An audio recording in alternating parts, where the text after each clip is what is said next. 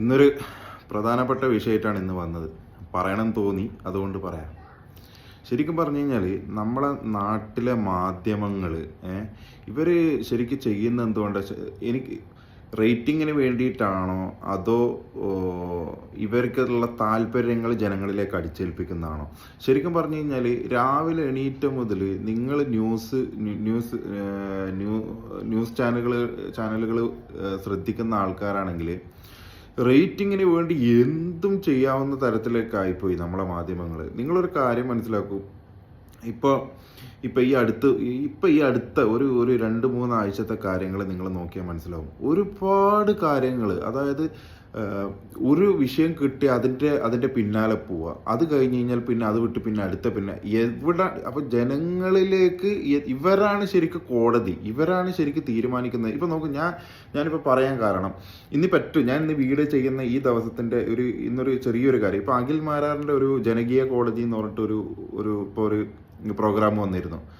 അതിനകത്ത് അത് ഞാൻ ലൈവ് കണ്ട ആളാണ്. പക്ഷെ അതിന് ഒരു പ്രശ്നം എന്താ വെച്ച് കഴിഞ്ഞാൽ, ഇപ്പോൾ അഖിൽ മാരാറിനെ കുറിച്ച് വീഡിയോ ചെയ്തിട്ടുണ്ട്. അത് ചെയ്തവർ അത് എന്താണോ പറഞ്ഞിട്ടുള്ളത് അത് എഡിറ്റഡ് വേർഷനാണ് അവർ കാണിച്ചുകൊണ്ടിരിക്കുന്നത്.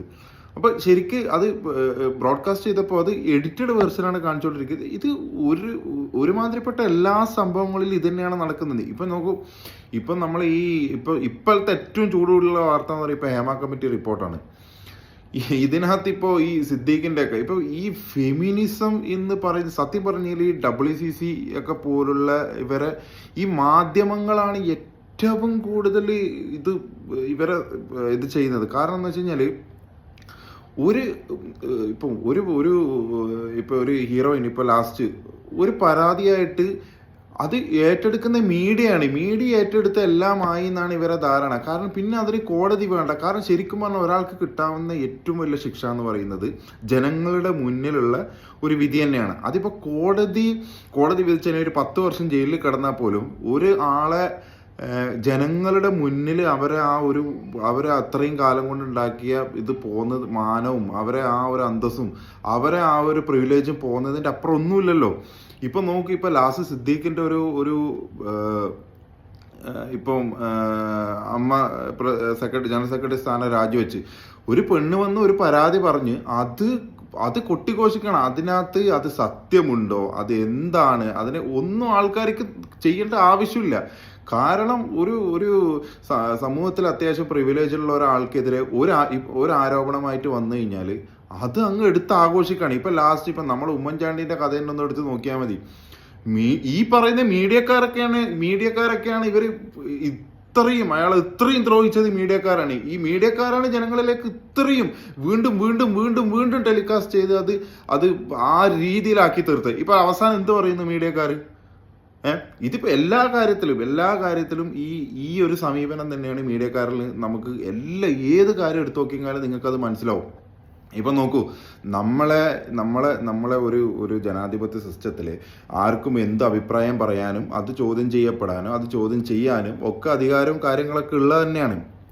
പക്ഷെ മീഡിയ ചെയ്യുന്ന ഈ തരത്തിൽ എന്ത് കാര്യങ്ങളും ചപ്പും ചവറും, ഇനിയിപ്പോൾ അതിനകത്തൊരു സത്യം ഇല്ലെങ്കിലും ഇപ്പം ഞാൻ ഒരു കാര്യം, ഈ ഫെമിനിസ്റ്റ് തീവ്രവാദം എന്ന് പറയുന്നത് വലിയൊരു പ്രശ്നമാണ്. കാരണം എന്ന് വെച്ച് കഴിഞ്ഞാൽ ഒരു പെണ്ണ് ഒരാൾക്കെതിരെ വെറുതെ പോയിട്ട് ഒരു പരാതി കൊടുത്തു കഴിഞ്ഞാൽ അതാണ് ഫൈനല്. പിന്നെ കോടതിയുടെ തീരുമാനം, കോടതിയുടെ ഈ കേസും കാര്യങ്ങളൊക്കെ കഴിഞ്ഞു വരാൻ ചിലപ്പോൾ വർഷങ്ങളെടുക്കും. ഇത്രയും വർഷം ഈ ആരോപിക്കപ്പെട്ട ആള് ജനങ്ങളുടെ മുന്നിൽ ഒരു കുറ്റം ചെയ്ത ആളാണോ? അല്ല, അയാൾക്ക് പുറത്തിറങ്ങി നടക്കണ്ടേ? അയാൾക്കുള്ള കാര്യങ്ങൾ ചെയ്യണ്ടേ?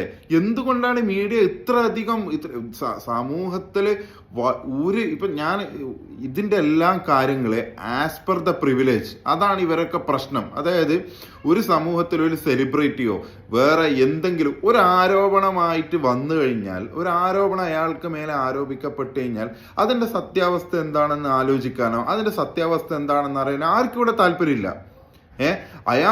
അയാൾ ഒരു സെലിബ്രിറ്റിയാണ്, അപ്പൊ അയാൾ അത് ചെയ്തിട്ടുണ്ട്. അല്ലാതെ അതിനപ്പുറത്തേക്ക് ചിന്തിക്കാൻ ജനങ്ങളുടെ മനസ്സ് അതിനെ പാകപ്പെടുത്തി. സത്യം പറഞ്ഞാൽ അതാണ്, അതിന്റെ അപ്പുറത്തേക്ക് ആൾ ചിന്തിക്കുന്നില്ല. മീഡിയ നിങ്ങളിപ്പോ നോക്കൂ, ഞാനൊരു കാര്യം പറയാം. ഒരു ഇപ്പൊ സിദ്ദീഖിന്റെ ആ ഒരു വീഡിയോന്റെ ആ ഒരു രാജിവെച്ച് ആ ജസ്റ്റ് ആ അവറിൽ വന്ന ആ മിനിറ്റ്സിൽ വന്ന ആ ഒരു ബൈറ്റിന്റെ അതിന്റെ ആ ഒരു ന്യൂസ് അവറിന്റെ അടിയിൽ നിങ്ങൾ പോയിട്ട് ആ കമന്റ് ഒന്ന് വായിച്ചു നോക്കണം. അല്ലെങ്കിൽ നമ്മളെ ഇവിടെ ഒരുപാട് ആൾക്കാർ വീഡിയോ ചെയ്യുന്നുണ്ട്, അതിന്റെ അടിയിൽ പോയിട്ട് കമന്റ് നിങ്ങൾ എടുത്തു നോക്കണം. ശരിക്ക് ആൾക്കാരങ്ങ് വിധി എഴുതുകയാണ്. ഒരു 98% ആൾക്കാരും അതിനെതിരെ അതിന്റെ അടിയിൽ പോയിട്ട് കമന്റ് എഴുതാണ്. എന്ത്, അയാൾക്കെതിരെ ഇല്ല തെറിയും, അയാൾ അങ്ങനെയാണ്, അയാൾ ഇങ്ങനെയാണ്, അയാൾ ഇല്ല പണ്ടത്തെ മഞ്ഞ മാസികകൾ ഉണ്ടാക്കിയ ഗോസിപ്പുകൾ തെച്ചു അതിന്റെ അടിയിൽ കൊണ്ടുപോയിട്ട് എഴുതിയിട്ട് അത് അയാളെ ഒന്നും അല്ലാതാക്കി കളയാണ്. ഇപ്പൊ നോക്കൂ, നമ്മൾ ഈ അടുത്ത കാലത്ത് നടന്ന ഒരുപാട് കേസുകളിൽ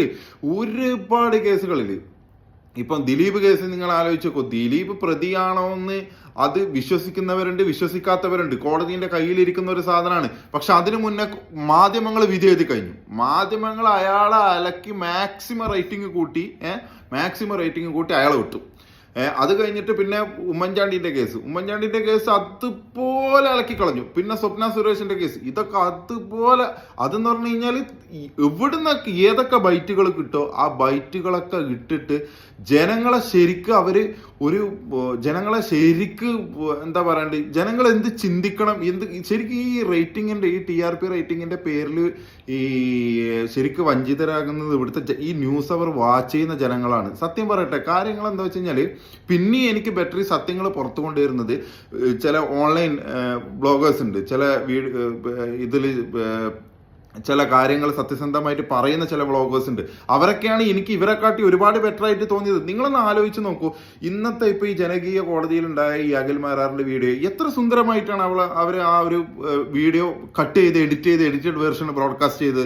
അപ്പോൾ അതിന്റെ അർത്ഥം എന്താണ്, നിങ്ങൾ ഈ മാധ്യമ സ്ഥാപനം അവര് പൈസ മുടക്കി അവരൊരു ബിസിനസ് ആയിട്ട് ചെയ്യുന്നതാണ് എങ്കിലും സമൂഹത്തിനോട് നിങ്ങൾക്കൊരു പ്രതിബദ്ധതയുണ്ട്. അത് ഏത് കാര്യത്തിനും നിങ്ങൾക്ക് സമൂഹത്തിനോട് പ്രതിബദ്ധതയുണ്ട്. അത് ആ സമൂഹത്തിന് മുന്നിൽ നിങ്ങൾ കാണിക്കുക തന്നെ ചെയ്യണം. അതിന് പുറമെ ആൾക്കാരുടെ മേലിൽ അടിച്ചേൽപ്പിക്കുകയാണ്. ഇപ്പൊ എന്ത് കാര്യം, ഇപ്പൊ ശരിക്കും ഇന്ന് ഈ സംഭവങ്ങൾ നിങ്ങളൊരു കാര്യം മനസ്സിലാക്കണം.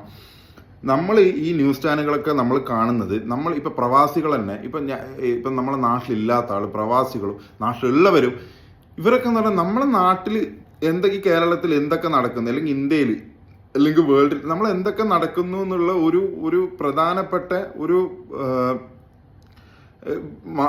ഏത് ന്യൂസ് ആയി കഴിഞ്ഞാൽ അത് വാച്ച് ചെയ്യാന്നുള്ള രീതിയിലാണ്, അതാണ് അതിന്റെ ഉദ്ദേശം ശരിക്കും. പക്ഷെ മാധ്യമങ്ങൾ ചെയ്യുന്ന വെച്ചാൽ ഏതിനാണോ ആൾക്കാർക്ക് ഇക്കിളിപ്പെടുത്തുന്ന വീഡിയോകൾ അല്ലെങ്കിൽ ആൾക്കാർക്ക് പെട്ടെന്ന്, അതായത് ഇപ്പോൾ ഒരു സെലിബ്രിറ്റി ആക്രമിക്കപ്പെട്ടിട്ടുണ്ടെങ്കിൽ ഒരു സെലിബ്രിറ്റി ന്യൂസ് ഉണ്ടെങ്കിൽ അത് പെട്ടെന്ന് എടുത്ത് TRP റേറ്റ് കൂട്ടാൻ വേണ്ടിയിട്ട് അതിനെക്കുറിച്ചുള്ള ചർച്ചകളാണ്. പിന്നെ എത്ര മണിക്കൂറുകളാണ് ഇപ്പൊ ഇവർ ഇതിനു വേണ്ടിയിട്ട്, എത്ര മണിക്കൂറുകളാണ്. നിങ്ങളൊരു കാര്യം മനസ്സിലാക്കി, ഈ അടുത്ത് നിങ്ങൾ ഇപ്പൊ കഴിഞ്ഞു പോയ വാർത്തകളും കഴിഞ്ഞു പോയ ന്യൂസ് അവരും നിങ്ങളൊന്ന് ആലോചിക്കണം. അവർക്ക് ഇഷ്ടമുള്ള കാര്യങ്ങൾ ഇപ്പം നമ്മളൊരു ന്യൂസ് അവർ ഡിസ്കഷനിൽ പോയിരിക്കുന്നവരെ ഒരു കാര്യങ്ങൾ നോക്കിയാൽ മതി. അവരെ ഒരു അജണ്ട ഉണ്ട്. ആ അജണ്ടക്ക് എതിരെ സംസാരിക്കുന്നവരെ അവർ നിശബ്ദമാക്കിയാണ് അതിൽ കയറി സംസാരിച്ചുകൊണ്ടിരിക്കും. പിന്നെ ഇപ്പൊ നമ്മള് ഇനിയിപ്പോ ന്യൂസ് അവറിൽ ഞാൻ ആരുടെ ഇപ്പൊ ചർച്ചകളായാലും അവര് മുന്നേ അവരങ്ങനെ പറഞ്ഞിട്ടുണ്ട്, അതുകൊണ്ട് ഇത് പറയുന്ന കേൾക്കരുത്, അങ്ങനെയല്ല. നമ്മൾ ഓരോ വിഷയം അവരെന്താണ് സംസാരിക്കുന്നതിനനുസരിച്ചിട്ടാണ് നമ്മൾ സപ്പോർട്ട് ചെയ്യുന്നത് അവരെ. അപ്പൊ ഓരോ കാര്യങ്ങൾ അവർ എഡിറ്റഡ് ആയിട്ടാണ് നമ്മളെ മുന്നിലേക്ക് എത്തിക്കുന്നത്. ഇതിപ്പോ ഞാനൊരു കാര്യം ചോദിക്കട്ടെ, ഇപ്പൊ ഈ എന്താ പറയാ WCC എന്ത് പറഞ്ഞാലും അത് സത്യമാണ്. WCC എന്താണോ പറയുന്നത്. ഇപ്പൊ പാർവതി തിരുവോത്ത് എന്ന് പറഞ്ഞ നടി ഇപ്പോ കഴിഞ്ഞ അവരൊരു ഇന്റർവ്യൂ ഉണ്ടായിരുന്നു കുറച്ച് മുന്നേ ന്യൂസ് 18-ല്. അപ്പൊ അവര് പറഞ്ഞു ഞാൻ പീഡിപ്പിക്കപ്പെട്ടു, അതാണ് ഇതാണ് എന്നൊക്കെ പറഞ്ഞു. ഞാൻ ഒരു കാര്യം ആലോചിക്കട്ടെ, ഏകദേശം 2010 മുതൽ നിങ്ങൾ അവര് പറഞ്ഞ അവസരങ്ങൾ കുറഞ്ഞു എന്നാണ്. 2010 മുതൽ ഒരു 2017 വരെയുള്ള അവരെ മൂവീസ് എടുത്ത് നോക്ക്. അവർ 2017-18 സമയത്താണ് ഈ ആരോപണം ഉന്നയിക്കുന്നത് ഈ WCCന്റെ ഭാഗമായിട്ട്. അതിന് മുന്നേ ഉള്ള മൂവികൾ അവർ എത്ര ചെയ്തു, ഈ 2018-ന് ശേഷം അവർ എത്ര മൂവികൾ ചെയ്തു, നിങ്ങളൊന്ന് അന്വേഷിച്ച് നോക്കണം. പിന്നെ എവിടെയാണ് ഈ അവസരം കുറഞ്ഞു പോയത്? ഇതൊന്നും ആർക്കും അറിയണ്ട, ഇതൊന്നും ചിന്തിക്കാനോ ഇതൊന്നും നോക്കാനോ ആൾക്കാർക്ക് സമയമില്ല. അവരെന്താണോ പറയുന്നത് അതാണ് വേദവാക്യം. ബാക്കിയുള്ള സത്യം പറഞ്ഞാൽ ഇവിടെ സ്ത്രീകൾക്കല്ല സംഘടന വേണ്ടത്, ഇവിടെ പുരുഷന്മാർക്കാണ് സംഘടന വേണ്ടത്. എന്തും പറയാ, ഒരാൾക്കെതിരെ ആരോപണം ഉന്നയിച്ച് അയാളെ വലിച്ചു കയറി ഒട്ടിക്കാന്നുള്ള ഒരു ഒരു ഒരു ഒരു ഗൂഢമായ ഒരു അജണ്ടയാണ് നടത്തിക്കൊണ്ടിരിക്കുന്നത്. അതിൻ്റെ ഉള്ളിൽ പല ഉദ്ദേശങ്ങളുള്ളവരുണ്ടാവും. പക്ഷെ നമ്മൾ ജനങ്ങൾ അത് കുറേയൊക്കെ നമ്മൾ മനസ്സിലാക്കിയിട്ട് ചെയ്യേണ്ട കാര്യങ്ങളൊക്കെ തന്നെയാണ് അത്. ഞാനൊരു കാര്യം പറയാം, നമ്മളിപ്പോൾ ഈ പ്രതികരിക്കുന്നവർ ഇപ്പോൾ ഇതിനെതിരെ പല സോഷ്യൽ മീഡിയയിലും പല കാര്യങ്ങളും അപ്പോൾ അവർ വരിക നിങ്ങൾക്ക് വേറെ പണിയൊന്നുമില്ലേ, ഇപ്പം നിങ്ങൾക്ക് ഇപ്പം അത് അങ്ങനെ ചോദിക്കുന്നതിൽ ഒരു അർത്ഥമില്ല. കാരണം എന്ന് വെച്ച് കഴിഞ്ഞാൽ ഒരു ജനാധിപത്യ ബോധമുള്ള ഒരാൾ അങ്ങനെ കണ്ടു കഴിഞ്ഞാൽ അതിനെതിരെ സ്വാഭാവികമായിട്ട് പ്രതികരിച്ചു പോവും. അപ്പൊ അവർക്കെതിരെ പ്രശ്നങ്ങൾ, അവർക്കെതിരെ ഇതൊക്കെ നമ്മളെ ശരിക്കും പറഞ്ഞാൽ ഈ മീഡിയ ജനങ്ങളെ മെന്റാലിറ്റി അങ്ങനെ ആക്കിയെടുത്തു എന്നുള്ളതാണ്. അതാണ് സത്യം. അതിനെതിരെ ഇപ്പൊ നമുക്ക് ഇവനിപ്പോ ഈ ഒരാൾ വിചാരിച്ചാലോ അല്ലെങ്കിൽ രണ്ടാൾ വിചാരിച്ചാലോ ഇതൊന്നും മാറാൻ പോകുന്നില്ല. പക്ഷെ നമ്മളെ ജനങ്ങൾ കുറെയൊക്കെ നമ്മളെ മീഡിയകളും കാര്യങ്ങളും പറയുന്നത് അതിനെതിരെ അറ്റ്ലീസ്റ്റ് നമ്മൾ ആ സത്യങ്ങളെങ്കിലും മനസ്സിലാക്കിയിട്ട് നിൽക്കേണ്ട കാര്യം. ഒരു പൗരത്വ ബോധമുള്ള ഒരാളെങ്കിലും അതങ്ങനെ മുന്നോട്ട് കൊണ്ടുവരണം. അതിപ്പം നമ്മളൊന്നും പറഞ്ഞു കഴിഞ്ഞാൽ ചിലപ്പോൾ ആ ഒരു രീതിയിലേക്ക് എത്തിക്കൊള്ളണമെന്നില്ല. പക്ഷെ ഇപ്പോൾ ഒരുപാട് നമ്മളെ മുന്നിൽ നടന്നുകൊണ്ടിരിക്കുന്ന ഒരുപാട് കാര്യങ്ങൾ കണ്ടതുകൊണ്ടാണ് ഈ പറയുന്നത്. എന്തായാലും വൈൻഡപ്പ് ചെയ്യുന്നു.